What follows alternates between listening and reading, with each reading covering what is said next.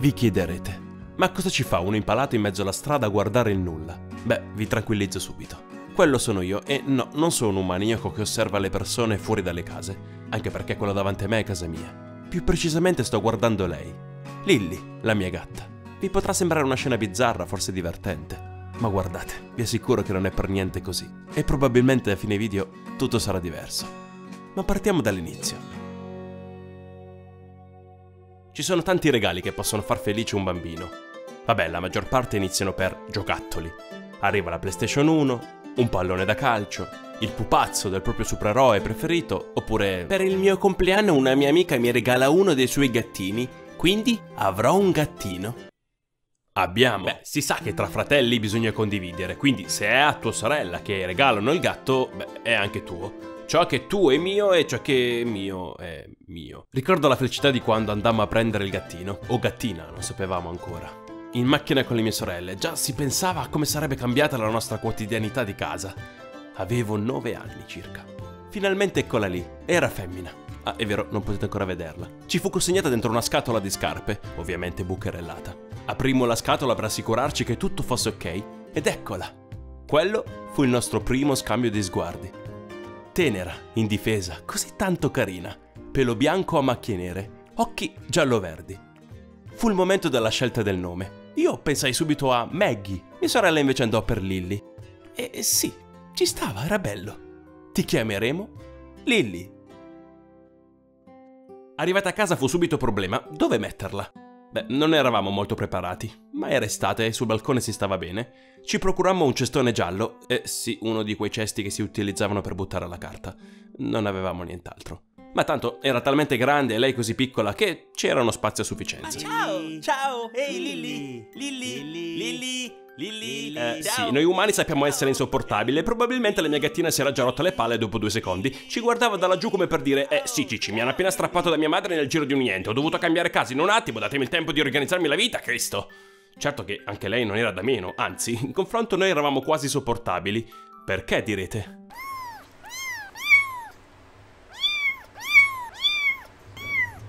Ma ce l'hanno data rotta, riportiamola indietro, non la voglio più, ecco. Probabilmente ha fame.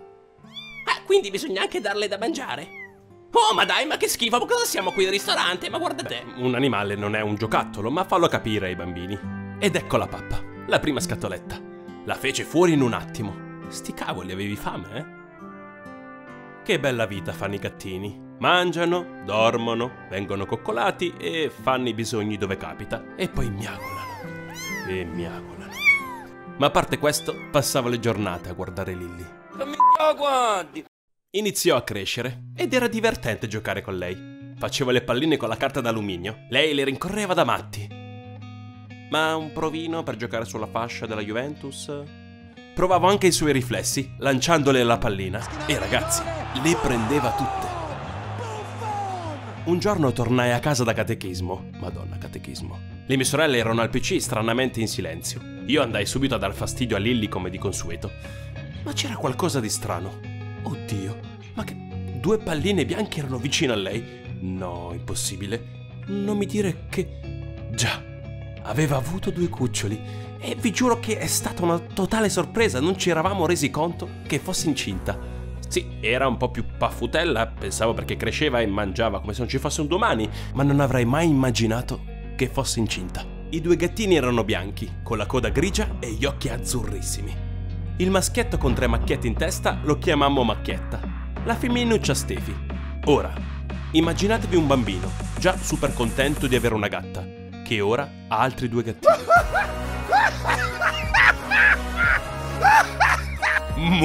Insieme conquisteremo il mondo! No, non possiamo tenerli.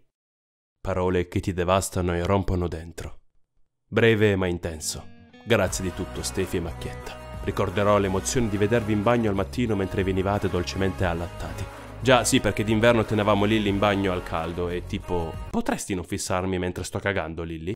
Grazie. Io e Lilly stavamo crescendo insieme e sembrava proprio che fossimo fratello e sorella. Ci facevamo i dispetti, ma ci volevamo davvero tanto bene. Poi, vabbè, la stritolavo per abbracciarla, la mettevo su 2 piedi e sì, Nino ho detto che non è un giocattolo. Beh, lei ogni tanto mi graffiava o soffiava, ma a volte me lo meritavo anche. Da piccoli spesso non si capisce cosa si può fare e cosa assolutamente no. Capitava che spuntavo dietro gli angoli per farle bu, come avrei potuto fare a una delle mie sorelle, per spaventarle. Ma ovviamente ai gatti è da evitare. Mi darei dei calci sui denti da solo. Sia per questo sia per quella volta che mi feci la domanda più stupida che mai avrei potuto fare. E cioè, Ma se è un gatto femmina, perché hai i baffi? beh, non provate mai a tagliare i baffi a un gatto perché non sono semplici peli ma sono importantissimi per loro. Capito, brutta sottospecie di bambino spastico? A parte i disastri ci volevamo davvero molto bene. Quasi sempre la facevo dormire con me sul letto, o almeno finché mio padre non la scopriva e voleva che andasse a dormire nella sua cesta. Anche perché tra letto e vestiti avevo i peli anche io, e chi ha un animale può capire. Passarono diversi anni. In uno di questi ci fu un inverno davvero strano in Piemonte. Nevicò tanto, anche addirittura a marzo. Andavo già alle superiori. Qualche settimana prima dell'arrivo dell'inverno, un giorno tornai a casa da scuola e, stranamente, Lily non era davanti alla porta del balcone a guardarci come sempre, con quegli occhioni, per pregarci di farla entrare. Che poi, come fai a resistere a tanta dolcezza? A volte si arrampicava addirittura sulla porta per essere sicura di farsi notare. Non c'era. La chiamammo tutto il giorno. Lei passava molto del suo tempo nel giardino del condominio e saliva sul balcone quando voleva. Poteva essere ovunque, ma non si era mai allontanata. Com'era possibile? No, Lily non c'era più. Disperazione totale. Chiedemmo in giro, ma niente. Era totalmente scomparsa. E arrivò l'inverno. La speranza di rivederla andava a sparire giorno dopo giorno. Di certo poi con quelle condizioni là fuori. Ogni tanto ricordo che guardavo da balcone e dicevo: c'è un rumore, magari è Lily. Mia madre sospirava e diceva sempre: Lily, ormai, poverina, povera Lily. Era ormai certo, non sarebbe più tornata.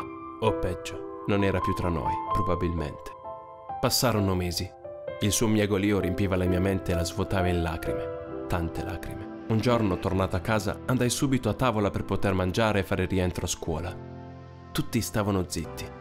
All'improvviso mio padre disse: Andrea, hai visto sulla sedia cosa c'è? Lily? Era proprio lei. Anche se aveva metà volto senza pelo ed era ridotta davvero molto male, la riconobbi subito. Una vicina, che ringrazio ancora di cuore, aveva visto una gatta simile alla nostra intorno alla stazione della città, distante quasi 1 chilometro da noi. Mio padre andò lì, la vide, la riconobbe e lei si lasciò prendere. Era tornata a casa. Era di nuovo con noi, dopo più di 3 mesi, là fuori, in quell'inverno lungo e duro, tra neve e freddo, da sola, un miracolo. Come c'era finita lì, poi rimase un mistero. Non scoprimmo mai se ci fosse arrivata da sola o se qualcuno... Gli anni passano per tutti, anche per i gatti, anzi per loro passano più velocemente. Bello avere una gatta, soprattutto quando con il passare del tempo porta 23 su 24 le ore passate a dormire. E lo faceva ovunque, anche dentro i vasi si metteva a dormire. Che vita dura. E poi mangiava. Ma quanto mangiava? Non è un gatto normale? Sì, era bella cicciotta, diciamo. In quanto a giocarci, provando a lanciarle le palline di alluminio come facevo una volta e... no, niente, tipo non c'ho voglia, ho sonno, non mi rompere, lasciami stare, ok.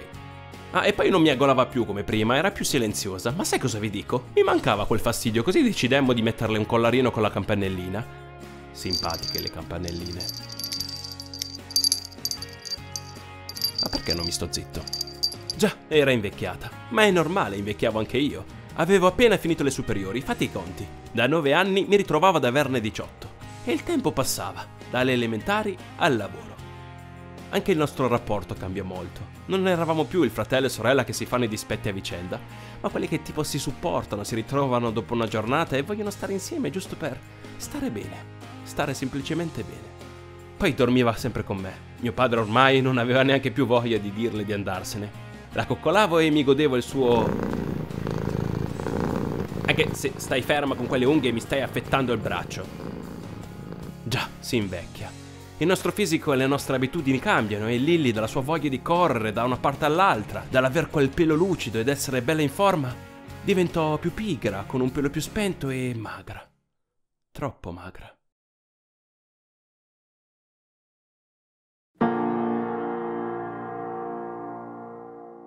C'era qualcosa che non andava. Non sapevamo cosa, pensavamo fosse solo la vecchiaia, ma dal suo aspetto si capiva che c'era qualcosa che non andava. Decidemmo di portarla dal veterinario e ci diede la peggior notizia che avremmo mai potuto ricevere. un tumore alla gola.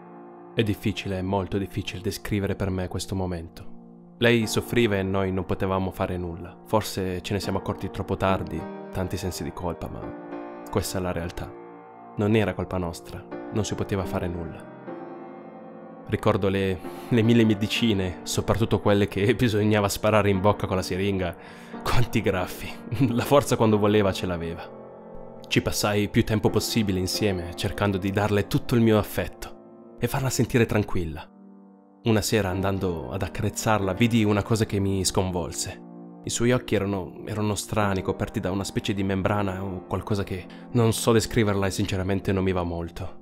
Mia mamma decise di riportarla l'indomani dal veterinario. Rimasi del tempo con lei, ripensando a quante ne avevamo passate e a ringraziarla. Sapevo che, non rimaneva molto.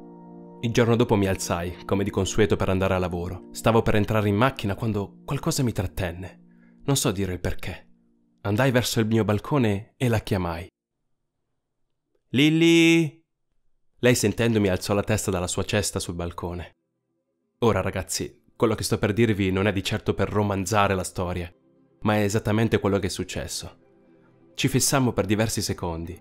Forse, prima di andare a lavoro, avevo semplicemente bisogno di vederla ed essere un po' più tranquillo. E così fu, e andai a lavorare. Al mio ritorno la sera, guardando verso il balcone, vidi che non c'erano più la sua cesta, le sue ciotole, la lettiera. Capii subito. Destino vuole che quella mattina, proprio quella mattina, quando mi fermai prima di entrare in macchina per chiamarla e salutarla, fu l'ultima volta che la vidi.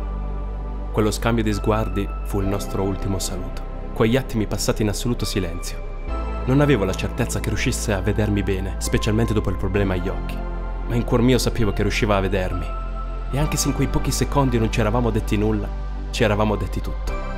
Certo che ne abbiamo passati io e te. Siamo cresciuti insieme. Una vita, 17 lunghi anni. Grazie di tutto, compagne di 1000 avventure. Grazie, Lilly.